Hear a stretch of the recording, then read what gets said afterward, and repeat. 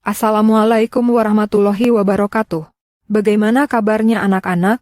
Semoga sehat semua ya. Pada pertemuan kali ini kita akan mempelajari materi fikih bab 3 yaitu tentang sholat fardhu 5 waktu. Anak-anak ada yang tahu apa itu sholat? Iya, benar sekali.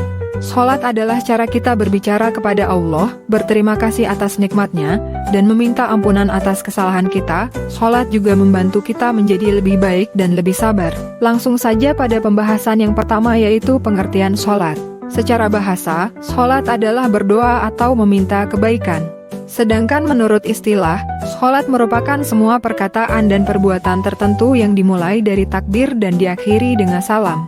Adapun dasar hukum salat di dalam Al-Quran Surah An-Nisa ayat 103 yang artinya, sesungguhnya sholat itu merupakan kewajiban yang waktunya telah ditentukan atas orang-orang mukmin. Kemudian syarat wajib sholat.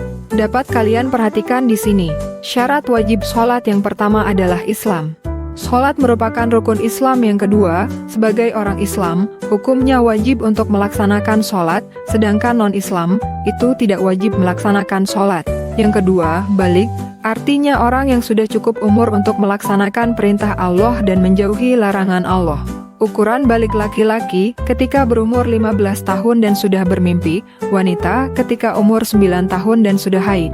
Nomor 3 yaitu tidak hilang akalnya, sebab gila, pingsan, atau mengkonsumsi sesuatu yang memabukkan. Selanjutnya, yaitu syarat sah sholat.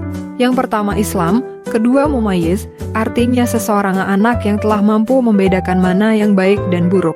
Ketiga, tidak hilang akalnya. Keempat, masuk waktu sholat. Masuknya waktu sholat ditandai dengan adzan. Jika kalian mendengar adzan, maka bersegeralah melaksanakan sholat. Sholat tidak sah jika dilakukan sebelum masuk waktunya. 5. Suci dari hadas besar dan kecil, jadi keadaan orang yang hendak sholat harus suci, baik itu badan, pakaian, dan tempat. 6. Menutup aurat, itu hukumnya wajib bagi laki-laki maupun perempuan. Batas aurat laki-laki mulai dari pusar hingga lutut, sedangkan wanita itu seluruh badan kecuali muka dan telapak tangan. 7. Menghadap kiblat, dan yang terakhir yaitu berniat. Dalam melaksanakan sholat pasti ada hal-hal yang dapat membatalkannya. Apa saja sih hal-hal yang membatalkan sholat? Hal-hal yang membatalkan sholat itu ada banyak sekali, diantaranya berbicara dengan sengaja berhadas kecil maupun besar, meninggalkan salah satu rukun sebelum sempurna, terbukanya aurat, terkena najis, membelakangi kiblat, makan dan minum dengan sengaja, tertawa terbahak-bahak, dan masih banyak lagi hal-hal lain yang membatalkan sholat. Adapun ketentuan sholat fardhu 5 waktu, pertama sholat subuh, berjumlah 2 rakaat, waktunya mulai dari terbitnya fajar shadiq hingga sebelum terbit matahari. 2. Sholat zuhur, 4 rakaat, waktunya mulai saat matahari tergelincir dari tengah-tengah langit, hingga bayangan suatu benda sama dengan benda tersebut. 3. Sholat ashar, 4 rakaat, waktunya mulai saat waktu zuhur telah habis, hingga matahari tenggelam di ufuk barat. 4. Sholat maghrib, 3 rakaat, waktunya sejak matahari tenggelam hingga hilangnya mega merah. 5. Sholat isya, 4 rakaat, waktunya sejak berakhirnya waktu maghrib hingga dini hari saat fajar shadiq terbit. Kemudian rukun-rukun sholat, simak video berikut ya. Rukun sholat 7 balas semuanya. Yang pertama niat di dalam hatinya. 2 sempurna takbiratul ihramnya. 3 berdiri pada sholat fardunya. 4 harus membaca fatihahnya dengan tartil sesuai hukum tajwidnya. 5 ruku dengan ruku yang sempurna. 6 tumanina di dalam rukunya. 7 bangun ruku i'tidal namanya.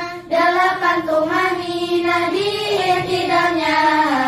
9 sujud lakukan 2 kali. 10 tumanina di sujudnya. 11 duduk antara 2 sujud. 12 tumanina di duduknya. Yang ke-13 tahiyat akhirnya. 14 duduk tahiyat akhirnya. 15 baca salawat salam atas Nabi sallallahu alaihi wasallam.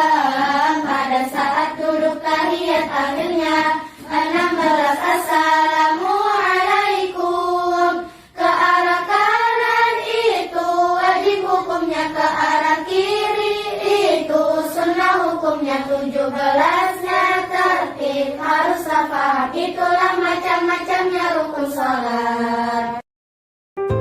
Anak-anak, dari salah satu rukun sholat yang 17 ada poin penting yang harus kalian ketahui, yaitu sujud. Saat sujud, terjadi beberapa proses penting dalam tubuh yang berdampak pada kualitas otak dan kesehatan secara keseluruhan. Dua hal wajib yang perlu disampaikan adalah: 1. Saat sujud, darah mengalir ke otak dengan lebih baik karena gravitasi membantu mengalirkan darah ke bagian atas tubuh, termasuk otak.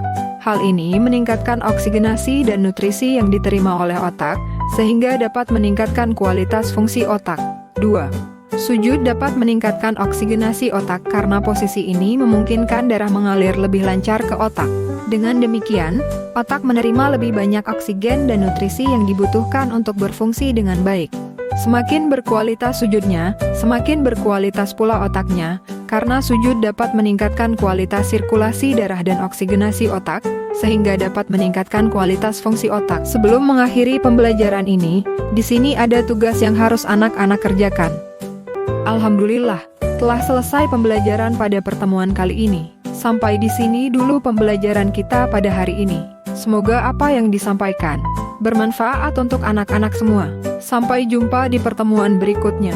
Wassalamualaikum warahmatullahi wabarakatuh.